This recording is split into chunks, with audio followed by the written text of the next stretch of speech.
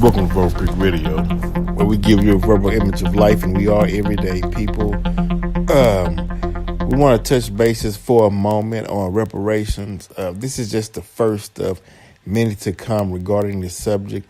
I know a lot of people are hearing the talk, and you're seeing the energy, and you're also seeing up and coming candidates for the presidential election for 2020, such as Bernie Sanders speaking on reparations, Kamala Harris reparations.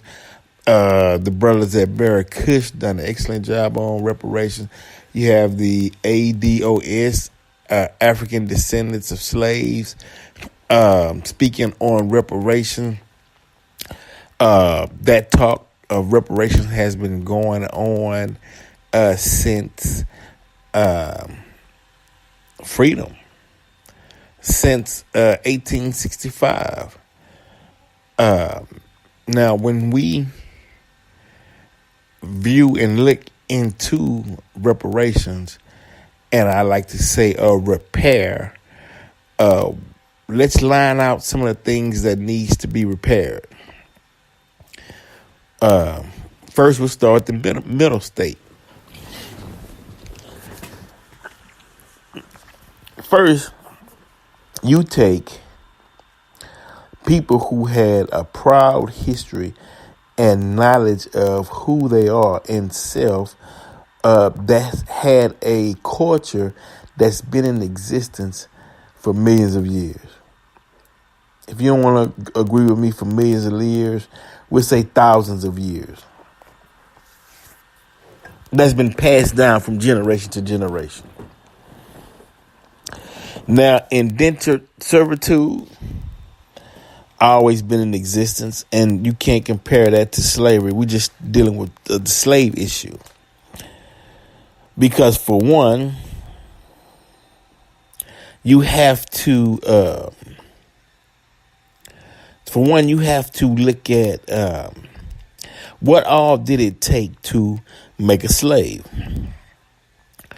First, prior to the Willie Lynch letters, which is something that needs to be studied, and you all look up the Willie Lynch letters and what he laid out in order to break the slave, you'll see the aspects of that is taking place as we speak, because his system, he said, if you put it in play, it would last for over 1,000 years. Okay, but let's say prior to Willie Lynch. First, you have to have slaves manned. Now, think about it. These men used to roam free throughout civilization. Now, let's talk about civilization. You had Egypt, which is in Africa, which was civilized. Mathematics, the Persians, throughout the Middle East, the Nubia, and we'll go on to 1492, when the Moors were ran out of Spain. After civilizing Spain, the Moors were also enslaved. Now, how do you make the slave? And we're talking prior to Willie Lynch at this point. Now, I have to have you 2 by 2 with a wooden vice around your neck for days upon end, right? I'm walking you. I'm not feeding you. You're tired. I'm walking you to a holding area to prepare you to board a ship to be sold as cattle. That's psychologically. Remember, you're used to walking around free. You're used to enjoying land. That the chemical imbalance that stress sets upon you in order for you to adapt to a controlled environment by people that you don't even know, by people who doesn't have your best interest in heart. Now you have to forsake your God, your language, your religion, your culture, and take a journey to lands that um, you may personally not be familiar with, but although in the past there are records where, say, the Mali tribe, Mansa Musa, and others who explored and traded with the black Native American population in Americas, we have record of that.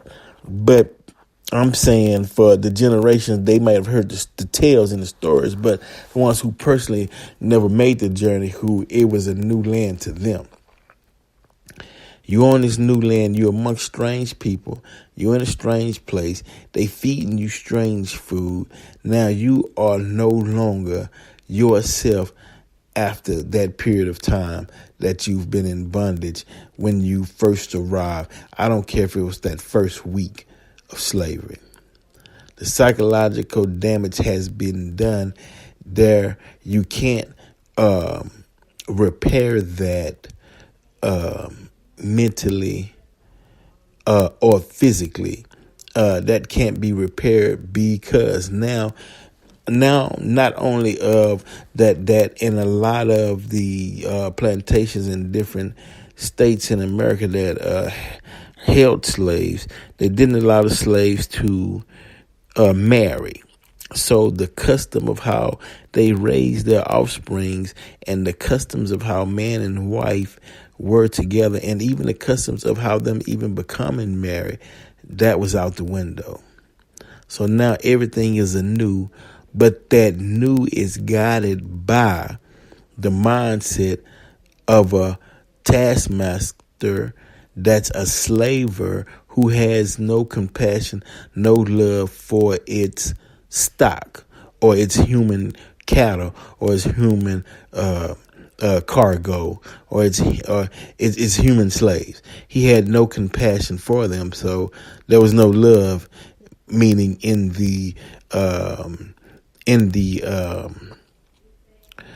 interchangeable, not interchangeable, but there was no love between the slave, between the master and his captured slave that he brought under his auspice, because there was no care, but he brought them there under his control.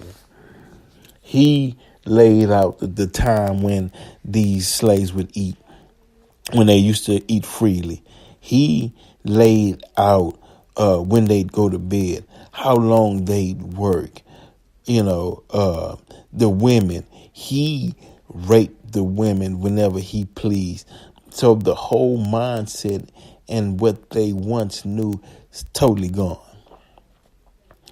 Now we go to Virginia with the Willie Lynch letters.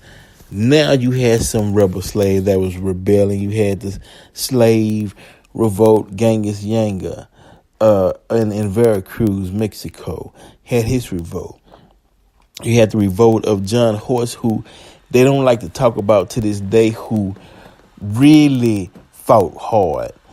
You had Nat Turner's slave revolt. You had different revolts within the America. So they brought in one, Willie Lynch, who had used the method on his slaves in the Caribbean. He brought it to Virginia, and he told them, look, you got to put the young against the old. You got to put the female against the male. You got to put the dark against the light. You got to put actually, you have to divide them, confuse them, leave them no semblance of solid ground, have them on edge at all times, even have them feel like they can't even trust each other.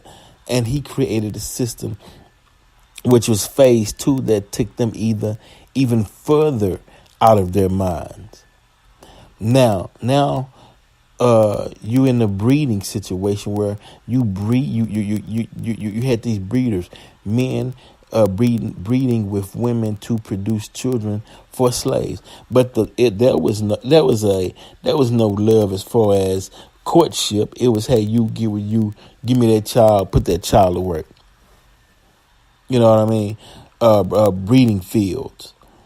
So the traditional way of bringing a child into this world, on this planet, that had been null and void. That's wiped out. So then you go on to take the children away from the mother and take it to a stranger on another plantation. So now, part three, now that child is growing up without the vestige of love, without the strength that comes from being loved. You keep this going for 400 years, right? So you basically created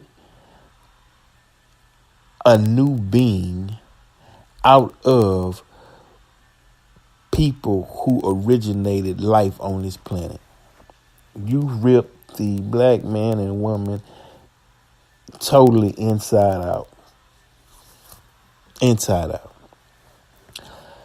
The most precious things that we had was the Egyptians, as far as their hieroglyphics and their symbols and pictorial graphs.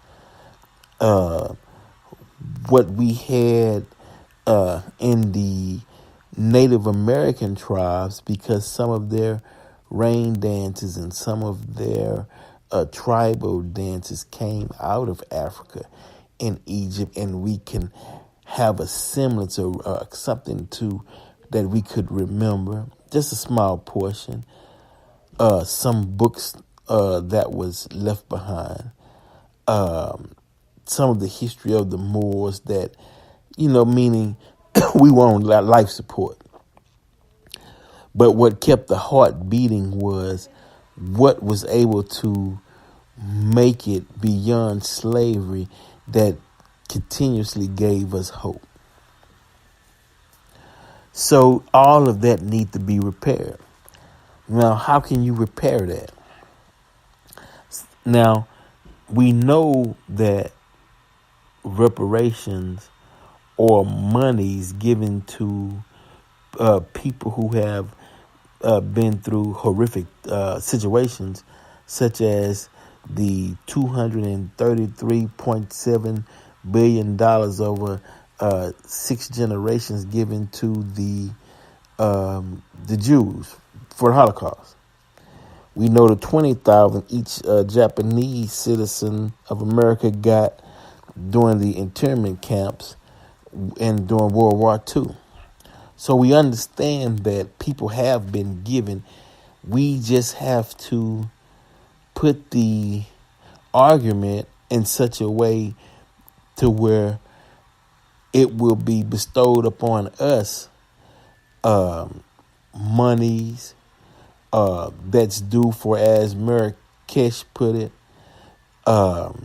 slave equity, a sweat equity, as far as the sweat labor that was poured into this country and this economy. So, with that said, I heard different figures, and I don't want to get into I don't want to set a set amount, because the money can never repair the mind. You can't repay or repair the mindset that was lost. Give you an example.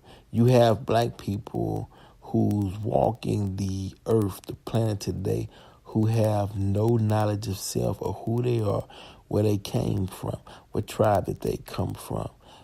They can't go beyond their grandparents.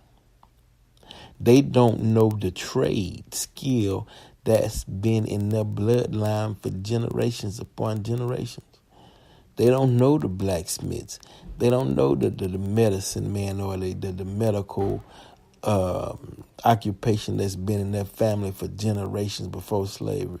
The painters, the musicians, the architects, the carpenters, the attorneys, the mathematicians, the cosmologists, the astrologists, the alchemists. It's just a plethora of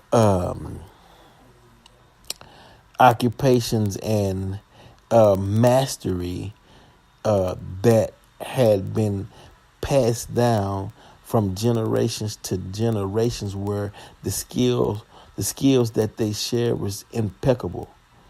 And so today we don't have that knowledge link has been broke. And so we are blessed to have Master Farad Muhammad come in 1930 to raise up Army Elijah Muhammad, and you have Brother Farrakhan today. The reason I'm saying that is because Master Farad Muhammad came with the black man is God. He came with the black man is God. And that shook the bones. It did kind of, Then Honorable Elijah Muhammad went in a little deeper. The black man is God, and this is why. It's the cream of the crop. Right? Then Brother Farrakhan went into it a little deeper.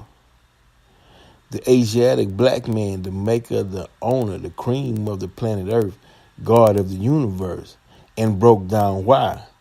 Oh, now eyes starting to wake up. Wait a minute, Now that the eyes are open, she's starting to look around. Not at white people, but looking around at, look at this universe. Damn, mathematics doesn't make sense. I need to be analytical. Hey, wait a minute. Man, what's those stars up there? You talk about Mars. What's up with Mars? Let me get into agriculture. Let me plant these seeds and water these plants. Let me stand on this corner with a final call newspaper and talk to my people and see the condition. But now, not only that, I'm able to get out of my insecurities, and I can stand out there on that corner and work four corners and talk to people and become a businessman. And then I can project how many papers I sold that day. Then I can try to increase those numbers. Now I'm looking at my inner strength. Then I'm starting to build. You know what I mean? And so, so folks waking up. They getting skilled, business skills, agriculture skills, money skills, economists. Now he's saying, wait a minute, whoa, wait a minute. You mean to tell me my ancestors brought over here 1555 on a slave ship called Jesus, worked in the tobacco, sugarcane, cotton, made the U.S. Corporation of America wealth that's unbelievable. And we got nothing? As far as it took years to get a thank you. So now you have to analyze that. What is it about the black man in America that's vilified? What's that all about? When we forgave all evils and acts that was done to us at that particular time. So it actually made no sense, So now we're trying to understand how, in this dispensation in time, can we put up with what has been done and what continues to be done when knowledge is present on the scene today. From that knowledge, we can calculate an amount. We can even calculate what's best to do with that amount in order to build. It's so much that we can do to yield, to begin, to make things happen. It's so much that we can go and grow upon. So we'll continue that subject at a later time. Verbal Pick Radio, we're out.